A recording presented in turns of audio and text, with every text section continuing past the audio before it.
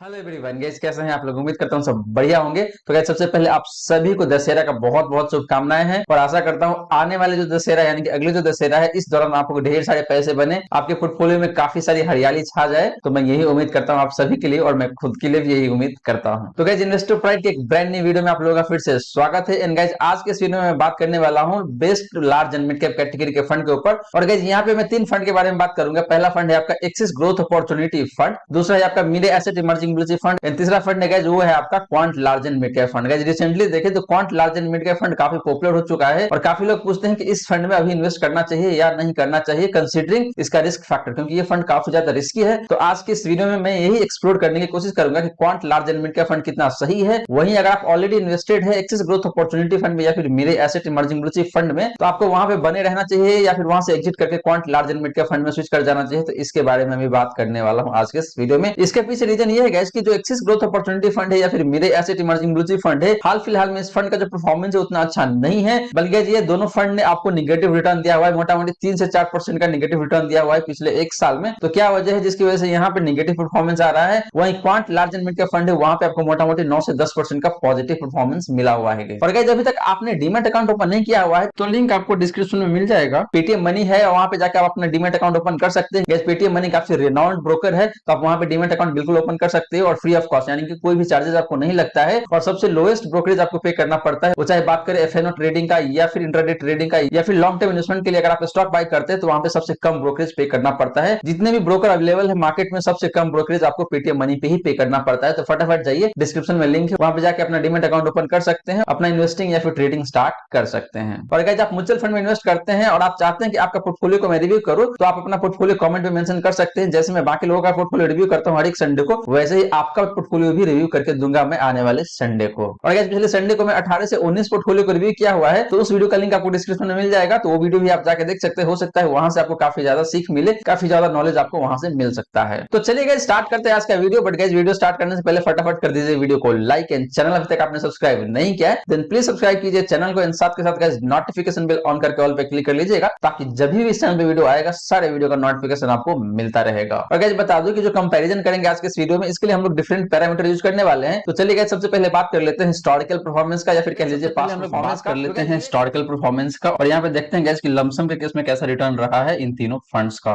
तो सबसे पहले बात करते हैं गाइस लास्ट 1 ईयर का। तो लास्ट 1 ईयर के केस में देखें तो एक्सिस ग्रोथ अपॉर्चुनिटी फंड का जो रिटर्न है जो काफी खराब दिखेगा आपको, निगेटिव 3.3% का। मेरे asset emerging blue chip fund की बात करेंगे तो इसका जो रिटर्न है लास्ट 1 ईयर का वो भी आपको खराब ही दिखेगा, निगेटिव 3.75% का। वहीं गाइस बात करें Quant large and mid cap fund का, तो इसका जो परफॉर्मेंस है लास्ट 1 ईयर में वो काफी सही दिखेगा आपको, ऑलमोस्ट देखें तो 10% के आसपास में है। एक्जैक्टली अगर बात करें तो 9.72% का। एंड गाइस बात करें कैटेगरी एवरेज का, तो कैटेगरी एवरेज का जो रिटर्न है लास्ट 1 ईयर में वो आपका पॉजिटिव 0.63% का। तो गाइस यहाँ पे देखें तो लास्ट 1 ईयर के केस में Axis growth opportunity fund and Mirae asset emerging blue chip fund दोनों ही अपने कैटेगरी एवरेज को अंडर परफॉर्म कर रहा है। वहीं गाइस बात करें Quant large and mid cap fund का, तो ये सिर्फ कैटेगरी एवरेज को ही आउट परफॉर्म नहीं कर रहा है, बल्कि ये बाकी के जो 2 फंड है उसको भी आउट परफॉर्म कर रहा है लास्ट 1 ईयर में। तो गाइस लास्ट 1 ईयर के केस में देखें तो clearly quant large and mid cap fund जो है वो काफी शानदार परफॉर्म करता हुआ नजर आ रहा है यहाँ पे। वहीं गाइस बात करें लास्ट 3 ईयर का, तो यहाँ पे देखें तो एक्सिस ग्रोथ अपॉर्चुनिटी का जो परफॉर्मेंस है जो काफी सही दिखेगा आपको, ऑलमोस्ट 23% का है। मेरे asset emerging blue chip fund की बात करेंगे तो इसका भी परफॉर्मेंस काफी सही है, 22.18% का। सिमिलरली गाइस बात करें Quant large and mid cap fund का, तो इसका भी परफॉर्मेंस काफी शानदार है, ऑलमोस्ट 25.5% का। एंड गाइस बात करें कैटेगरी एवरेज का, तो कैटेगरी एवरेज का जो रिटर्न है गाइस लास्ट 3 ईयर का वो भी ठीक ठाक दिख रहा है आपको, 19.5% के आसपास में। तो गाइस लास्ट 3 ईयर में देखें तो तीनों ही फंड अपने कैटेगरी एवरेज को आउट परफॉर्म कर रहा है, जो कि काफी अच्छी बात है। लेकिन गाइस सबसे शानदार परफॉर्म किसी एक फंड का है, तो वो आपका quant large and mid cap fund, क्योंकि इसका जो परफॉर्मेंस है वो सबसे बेस्ट है लास्ट 3 ईयर में देखें तो। सिमिलरली गाइस बात करें लास्ट 5 ईयर का, तो यहाँ पे देखें तो एक्सिस ग्रोथ अपॉर्चुनिटी फंड का कोई डेटा ही नहीं, क्योंकि ये फंड 5 साल पुराना ही नहीं है, तो इसीलिए आपको यहाँ पे एनएल लिखा हुआ दिख रहा है, यानी कि डेटा नॉट अवेलेबल। वहीं गाइस बात करें मेरे asset emerging blue chip fund का, तो इसका परफॉर्मेंस की अगर मैं बात करूं लास्ट 5 ईयर का, तो इस फंड ने आपको मोटामोटी 15.5% का रिटर्न दिया है, जो कि काफी सही है, मतलब खराब नहीं है तो बहुत अच्छा भी नहीं है, एवरेज सा रिटर्न है, काफी सही रिटर्न माना जाता है 15-16% के आसपास का। वहीं गाइस बात करें Quant large and mid cap fund का, तो इसका परफॉर्मेंस आपको काफी सही दिखेगा, 14.16% का। एंड गाइस बात करें कैटेगरी एवरेज का, तो इसने जो परफॉर्म किया है लास्ट 5 ईयर में वो आपका 12.51% का। तो गाइस लास्ट 5 ईयर के केस में देखिए तो जो डेटा अवेलेबल है वो Mirae asset emerging blue chip fund का and Quant large and mid cap fund का, तो दोनों ही फंड लास्ट 5 ईयर में अपनी कैटेगरी एवरेज से काफी सही परफॉर्म कर रहा है। लेकिन वेस्ट फंड की बात करेंगे तो यहाँ पे निकल के आता है आपका मेरे asset emerging blue chip fund. तो गाइस ये रही बात आपका लमसम इन्वेस्टमेंट का रिटर्न का। अब चलिए गाइस बात करते हैं कि अगर किसी ने एसआईपी इन्वेस्टमेंट किया हुआ है तो उसका रिटर्न कैसा रहा है over the period of last 1 year, last 3 year and last 5 year. तो गाइस बात करें एसआईपी रिटर्न का, तो हम सबसे पहले बात करते हैं लास्ट लास्ट 1 ईयर का, तो एक्सिस ग्रोथ अपॉर्चुनिटी फंड की बात करेंगे तो इसने जो लास्ट 1 ईयर में रिटर्न दिया हुआ है वो आपका नेगेटिव 3.19% का। मेरे asset emerging blue chip fund की बात करेंगे तो इसने भी आपको नेगेटिव रिटर्न दिया हुआ है नेगेटिव 3.63% का। वहीं गाइस बात करें Quant large and mid cap fund का, तो इसका परफॉर्मेंस आपको काफी सही दिखेगा, मोटा मोटी 8% का है। तो गाइस एसआईपी के केस में देखें तो लास्ट 1 ईयर में अगेन आपका जो quant large and mid cap fund है इसका परफॉर्मेंस आपको काफी सही दिख रहा है यहाँ पे, क्योंकि quant large and mid cap fund ने एक्सिस ग्रोथ अपॉर्चुनिटी फंड को भी आउट परफॉर्म किया हुआ है and Mirae asset emerging blue chip fund को भी आउट परफॉर्म किया हुआ है। गाइस इसने सिर्फ आउट परफॉर्म ही नहीं किया है बल्कि इसने तो 8% का पॉजिटिव रिटर्न दिया हुआ है, लेकिन बाकी के जो दो फंड है उसने मोटा मोटी 3 से 3.5% का नेगेटिव रिटर्न दिया हुआ है। तो परफॉर्मेंस बेहद ही शानदार है quant large and mid cap fund का लास्ट 1 ईयर के केस में अगर बात करते हैं तो। सिमिलरली गाइस बात करें लास्ट 3 ईयर का, तो यहाँ पे देखें तो एक्सिस ग्रोथ अपॉर्चुनिटी फंड का जो रिटर्न है गाइस वो काफी सही है, ऑलमोस्ट 21% का है। एक्जैक्टली बात करें तो 20.74% का। मेरे asset emerging blue chip fund की बात करेंगे तो इसने भी आपको ऑलमोस्ट 20% का रिटर्न दिया हुआ है लास्ट 3 ईयर में। एंड गाइस वहीं बात करें Quant large and mid cap fund का, तो इसका परफॉर्मेंस काफी सही है, ऑलमोस्ट 26% का है। एक्जैक्टली बात करेंगे तो 25.76% का। तो guys again in last 3 year देखें तो quant large and mid cap fund का जो परफॉर्मेंस वो बेहद ही शानदार है अगर आप कंपेयर करते हैं बाकी के दो फंड से। तो गाइस लास्टली बात करें लास्ट 5 ईयर का, तो यहाँ पे देखें तो एक्सिस ग्रोथ अपॉर्चुनिटी फंड का तो कोई डेटा ही नहीं है अपने पास, तो यहाँ पे तो कुछ कहने का बताने का है ही नहीं। बात करते हैं गाइस मेरे asset emerging blue chip fund का, तो इसका परफॉर्मेंस आपको काफी सही दिखेगा 18.14% का। एंड गाइस बात करें Quant large and mid cap fund का, तो इसका भी परफॉर्मेंस आपको काफी सही है 20.11% का। तो गाइस एसआईपी के केस में देखें तो across the time frame quant large and mid cap fund का जो परफॉर्मेंस वो काफी शानदार है। वही हमने बात किया था लमसम इन्वेस्टमेंट का, तो उस केस में last 1 year and last 3 year में Quant large and mid cap fund का परफॉर्मेंस काफी सही था, लेकिन लास्ट 5 के केस में आपका मेरे asset emerging blue chip fund काफी सही परफॉर्म करता हुआ नजर आ रहा था। तो गाइस ओवरऑल रिटर्न की बात करें यानी कि आप इंक्लूड करते हैं एसआईपी रिटर्न को भी एंड लमसम रिटर्न को भी, तो कंक्लूजन यहाँ पे यही निकल के आता है कि रिसेंट पास्ट में आपका quant large and mid cap fund का जो परफॉर्मेंस वो काफी शानदार है। वहीं अगर आप 5 साल या फिर 5 साल से पुराने रिटर्न की बात करेंगे तो उस केस में आपका मेरे asset emerging blue chip fund का जो रिटर्न है वो काफी शानदार दिखने को मिलेगा आपको। तो गाइस ये रही सारी बातें आपका हिस्टोरिकल परफॉर्मेंस का। वहीं गाइस अगर आप एक सैलरीड क्लास पर्सन है, आपके पास टाइम नहीं रहता है म्यूचुअल फंड इन्वेस्ट करने का या फिर म्यूचुअल फंड को रिव्यू करने के लिए, तो आपके लिए ईटी मनी जीनियस ने एक अच्छा खबर लेके आया हुआ है। ईटी मनी जीनियस आपको एक बना पोर्टफोलियो प्रोवाइड करता है और वहां पे जाके आप डायरेक्टली इन्वेस्ट कर सकते हैं 5000 पर मंथ के मिनिमम कैपिटल के साथ। और गाइस टाइम पे क्या चेंजेस करने हैं क्या नहीं करने हैं, कौन से फंड्स आपको एग्जिट करना है, कौन से नए फंड में आपको इन्वेस्ट करना है, सारी इन्फॉर्मेशन आपको ईटी मनी जीनियस देता है अलर्ट के through. And on the basis of that alert आपको एक्शन लेना होता है, यानी कि अपने पोर्टफोलियो में चेंजेस करने होते हैं। और गाइस इसके लिए ईटी मनी जीनियस पहले चार्ज करता था 249 रुपीज पर मंथ का, बट गाइस अभी ऑफर चल रहा है और गाइस ये ऑफर वैलिड है आपका 16 अक्टूबर तक। तो गाइस उससे पहले जाके आप ईटी मनी जीनियस को सब्सक्राइब कर सकते हैं, लिंक मैंने डिस्क्रिप्शन में दे रखा है, तो आप जाइए वहां पे फटाफट ईटी मनी जीनियस को सब्सक्राइब कीजिए और अपने इन्वेस्टमेंट को सुरक्षित रखें काफी अच्छे तरीके से। और गाइस बता दूं कि जो 99 रुपीज पर मंथ का जो सब्सक्रिप्शन फी है सिर्फ अगले 12 महीने के लिए ही वैलिड है। अब चलिए गाइस बात कर लेते हैं इक्विटी एलोकेशन, यानी कि जो मार्केट कैपिटलाइजेशन वाइज जो एलोकेशन होता है बेसिकली वो कैसा है किस फंड का, उसके बारे में बात करते हैं। तो गाइस बात करते हैं इक्विटी एलोकेशन का, तो यहाँ पे सबसे पहले बात करेंगे गाइस लार्ज कैप का। तो लार्ज कैप के केस में देखा गया तो एक्सिस ग्रोथ अपॉर्चुनिटी फंड का जो एलोकेशन है वो आपका 24.78% का। मेरे asset emerging blue chip fund की बात करेंगे तो इसका जो एलोकेशन है लार्ज कैप स्टॉक्स में वो आपका ऑलमोस्ट 42% का। यानी गाइस बात करें Quant large and mid cap fund का, तो इसका जो एलोकेशन है लार्ज कैप में वो सबसे हाईएस्ट दिखेगा आपको, ऑलमोस्ट 54% का है ये। वहीं गाइस बात करें मिड कैप का, तो मिड कैप के केस में देखें तो एक्सिस ग्रोथ अपॉर्चुनिटी फंड का जो एलोकेशन है वो आपका 26.08% का। मेरे asset emerging blue chip fund की बात करेंगे तो इसका जो एलोकेशन है मिड कैप स्टॉक्स में वो है आपका 26.11% का। यानी गाइस बात करें Quant large and mid cap fund का, तो इसका जो एलोकेशन है मिड कैप स्टॉक्स में वो आपका 27.34% का। सिमिलरली गाइस बात करें स्मॉल कैप स्टॉक्स का, तो यहाँ पे देखें तो एक्सिस ग्रोथ अपॉर्चुनिटी फंड का जो एलोकेशन है जो आपका 12.45% का। मेरे asset emerging blue chip fund की बात करेंगे तो इसका जो एलोकेशन है स्मॉल कैप स्टॉक्स में वो आपका 8.67% का। इन गाइस बात करें Quant large and mid cap fund का, तो इसका जो एलोकेशन है स्मॉल कैप में वो आपका सबसे कम जो कि है आपका 3.68% का। वहीं गाइस बात करें अदर स्टॉक्स का, तो अदर स्टॉक्स के केस में देखें तो एक्सिस ग्रोथ अपॉर्चुनिटी फंड का जो एलोकेशन है जो सबसे हाईएस्ट आपको दिखेगा। और इसके पीछे रीजन भी है गाइस, क्योंकि यहाँ पे जो फॉरेन एक्सपोजर है बेसिकली इस फंड का वो भी इंक्लूडेड है, वो कुछ 16 से 17% के आसपास का है, तो इस वजह से इसका जो परसेंटेज ऑफ होल्डिंग दिख रहा है अदर स्टॉक्स में वो सबसे हाईएस्ट आपको दिख रहा है यहाँ पे। मेरे asset emerging blue chip fund की बात करें तो इसका जो एलोकेशन है अदर स्टॉक्स में वो आपका 22.78% का। एंड बात करें Quant large and mid cap fund का, तो इसका जो एलोकेशन है अदर स्टॉक्स में वो आपका 8.38% का।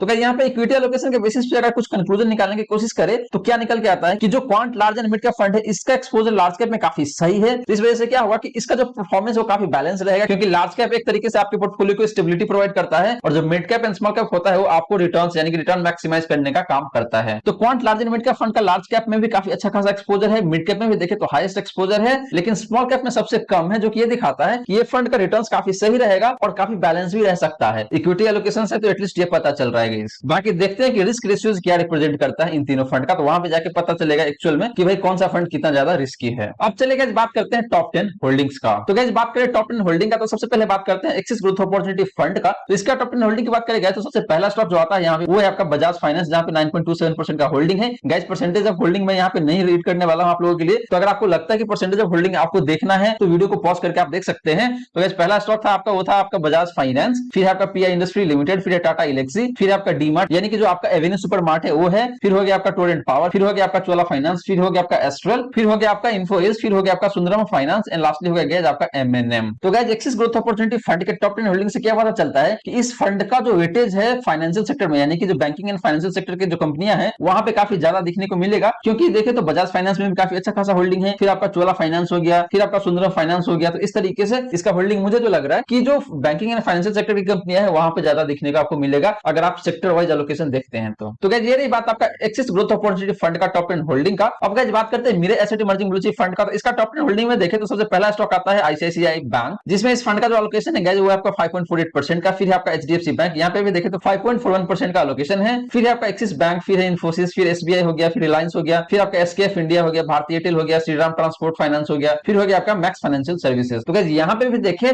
तो फाइनेंशियल सेक्टर में काफी ज्यादा एलोकेशन है इस फंड का, यानी कि जो मेरे asset emerging blue chip fund है इसका एलोकेशन फाइनेंशियल सेक्टर यानी कि जो बैंकिंग एंड फाइनेंशियल सेक्टर है वहां पे सबसे हाईएस्ट आपको दिखने को मिलेगा अगर आप कंपेयर करेंगे इन तीनों फंड्स को। तो गाइस ये रही बात आपका मेरे asset emerging blue chip fund का टॉप 10 होल्डिंग का। अब गाइस बात कर लेते हैं top 10 holding of quant large and mid cap fund. तो गाइस यहाँ पे देखें तो सबसे पहला स्टॉक आता है वो आपका अंबुजा सीमेंट, जो कि गाइस अडानी ग्रुप की कंपनी है। और यहाँ पे देखें तो इसका जो होल्डिंग है जो आपका 6.56% का। फिर है आपका आईटीसी जो कि काफी वैल्यू स्टॉक यानी कि काफी अंडर वैल्यूड स्टॉक है। तो यहाँ पे देखें तो इस फंड का जो होल्डिंग है वो आपका 5.57% का। फिर है आपका एसबीआई, फिर हो गया आईसीआईसीआई लोम्बार्ड जनरल इंश्योरेंस हो गया, फिर एलएनटी हो गया, लार्सन एंड टुब्रो, फिर हो गया आपका ओरेकल फाइनेंशियल सर्विस, फिर हो गया गाइस आपका टाटा कम्युनिकेशन, फिर हो गया कंटेनर कॉर्पोरेशन ऑफ इंडिया, फिर हो गया Patanjali foods and guys lastly देखें तो वो है आपका अशोक लीलैंड। तो गाइस यहाँ पे भी देखें तो इस फंड का फाइनेंशियल सेक्टर में वेटेज दिख रहा है, लेकिन बाकी दो फंड के कंपैरिजन में इसका सबसे कम दिखेगा आपको, क्योंकि यहाँ पे काफी स्प्रेड है, यानी कि जो डाइवर्सिफिकेशन दिख रहा है एटलीस्ट इन टॉप 10 होल्डिंग्स वो काफी सही दिख रहा है मुझे। तो गाइस ये रही बात आपका टॉप 10 होल्डिंग्स का। और गाइस टॉप 10 होल्डिंग के बेसिस पे देखें तो मुझे जो फंड सबसे सही दिख रहा है वो है आपका quant large and mid cap fund. अब चलिए गाइस बात कर लेते हैं डिफरेंट रिस्क रेशियोज का।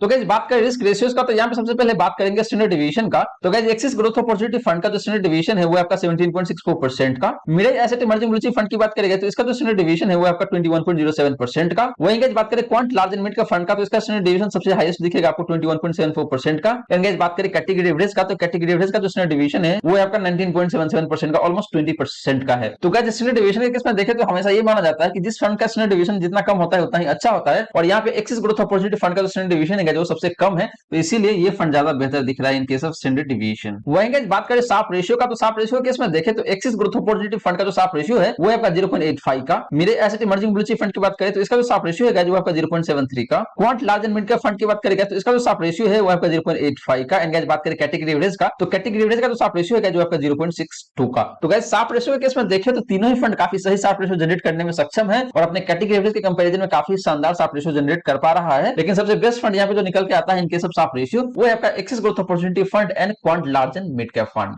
सिमिलरली गाइस बात करें सोर्टिनो का तो सोर्टिनो के केस में देखें तो एक्सिस ग्रोथ अपॉर्चुनिटी फंड का जो सोर्टिनो है जो आपका 1.12% का। मेरे asset emerging blue chip fund की बात करेंगे तो इसका जो सोर्टिनो है वो आपका 0.91% का। वहीं गाइस बात करें Quant large and mid cap fund का तो इसका जो सोर्टिनो है वो काफी शानदार है 1.46% का। एंड गाइस बात करें कैटेगरी एवरेज का तो कैटेगरी एवरेज का जो सोर्टिनो है जो आपका 0.82% का। तो guys again in case of Sortino देखें तो तीनों ही फंड काफी शानदार परफॉर्म कर रहा है और अपने कैटेगरी एवरेज को काफी अच्छे तरीके से आउट परफॉर्म करता हुआ नजर आ रहा है यहाँ पे। लेकिन गाइस अगर आप बात करते हैं सबसे बेस्ट फंड का इनके सब सोर्टिनो तो वो हो जाता है आपका quant large and mid cap fund, क्योंकि इसका सोर्टिनो सबसे शानदार है यहाँ पे। लास्टली गाइस बात करें अल्फा का तो अल्फा के केस में देखें तो एक्सिस ग्रोथ अपॉर्चुनिटी फंड का जो अल्फा है जो आपका 2.94% का। मेरे asset emerging blue chip fund की बात करेंगे तो इसका जो अल्फा है वो आपका नेगेटिव 0.11% का, जो कि बिल्कुल भी सही बात नहीं है। सिमिलरली गाइस बात करें Quant large and mid cap fund का तो इसका अल्फा देखेगा तो वो मोर देन 4% का है। एक्चुअली बात करें तो 4.13% का। एंड गाइस बात करें कैटेगरी एवरेज का तो यहाँ पे जो अल्फा दिख रहा है मुझे वो आपका नेगेटिव 0.24% का। तो गाइस अगेन इनके सब अल्फा देखें तो तीनों ही फंड अपने कैटेगरी एवरेज को आउट परफॉर्म करता हुआ नजर आ रहा है यहाँ पे। लेकिन सबसे बेस्ट फंड जो निकल के आता है जिनके सब अल्फा वो आपका quant large and mid cap fund, क्योंकि इसका अल्फा सबसे बेस्ट है यहाँ पे। तो गाइस ओवरऑल रिस्क रेशियो के केस में देखें तो सबसे बेस्ट फंड जो निकल के आता है,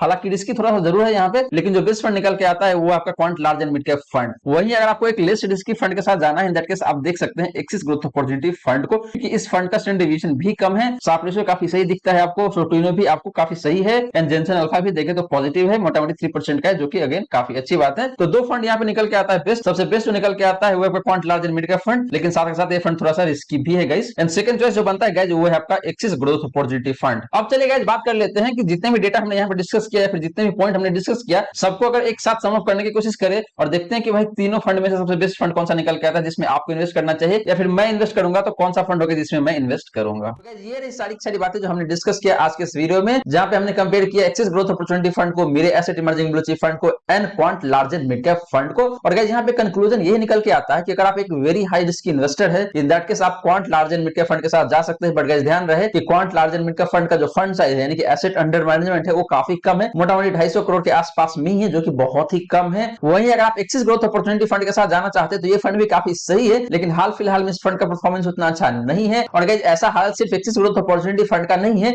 एक्सिस म्यूचुअल फंड के जितने भी स्कीम्स है वहां पे आपको मोटा-मोटी ऐसा ही सिचुएशन दिखेगा। सारे के सारे फंड्स ने आपको अच्छा परफॉर्म करके नहीं दिया हुआ है पिछले 1 से 3 सालों में। वहीं गाइस बात करें मेरे asset emerging blue chip fund का, तो ये फंड भी काफी सही है। अगर आप इसकी बात करेंगे पिछले 5 साल या फिर उससे पहले का, तो ये फंड काफी सही परफॉर्म करके दिया हुआ है। लेकिन गाइस बात करें पिछले 1 से 3 सालों का, तो ये फंड भी उतना अच्छा परफॉर्म करके नहीं दिया हुआ है। तो इस बात को आप जरूर ध्यान में रखें। और आप चाहते हैं कि एक ट्राइड एंड टेस्टेड फंड के साथ जाए, इन दैट केस आप जा सकते हैं मेरे asset emerging blue chip fund के साथ। अगर आपका रिस्क प्रोफाइल वेरी अग्रेसिव है, इन दैट केस आप जा सकते हैं quant large and mid cap fund के साथ। वहीं कहीं ना कहीं आपका रिस्क प्रोफाइल मॉडरेट है, तो इन दैट केस आप जा सकते हैं एक्सिस ग्रोथ अपॉर्चुनिटी फंड के साथ। तो गाइस अकॉर्डिंगली आप अपना डिसीजन ले सकते हैं और आप चाहे तो स्विच भी कर सकते हैं, यानी कि आप एक्सिस ग्रोथ अपॉर्चुनिटी फंड में इन्वेस्ट किया हुआ है या फिर मेरे asset emerging blue chip fund में इन्वेस्ट करा हुआ है, लेकिन परफॉर्मेंस अच्छा नहीं मिल रहा है, इन दैट केस आप जा सकते हैं quant large and mid cap fund के साथ। लेकिन गाइस ध्यान रहे कि ये फंड बहुत ही ज्यादा रिस्की है, तो इस बात को आप हमेशा ध्यान में रखें। तो गाइस आशा करता हूं जितनी भी बातें मैंने बताने की कोशिश किया है, सारी बातें आपको समझ में आ गया होगा। मन में अगर कोई डाउट है, कोई क्वेश्चन है, तो फटाफट कमेंट सेक्शन में पूछ लीजिए, आपके क्वेश्चन का रिप्लाई मैं कर दूंगा। वहीं गाइस वीडियो अच्छी लगी हो तो वीडियो को लाइक जरूर करें, वीडियो को शेयर कर दे अपने फ्रेंड फैमिली सर्कल में, ताकि बाकी लोगों को भी इस वीडियो का फायदा हो सके। एंड गाइस चैनल को आपने सब्सक्राइब नहीं किया है देन प्लीज सब्सक्राइब कीजिए चैनल को, एंड साथ के साथ नोटिफिकेशन बेल ऑन करके ऑल पे क्लिक कर लीजिएगा, ताकि जब भी मैं इस चैनल पे वीडियो लेके आऊंगा सारे वीडियो का नोटिफिकेशन आपको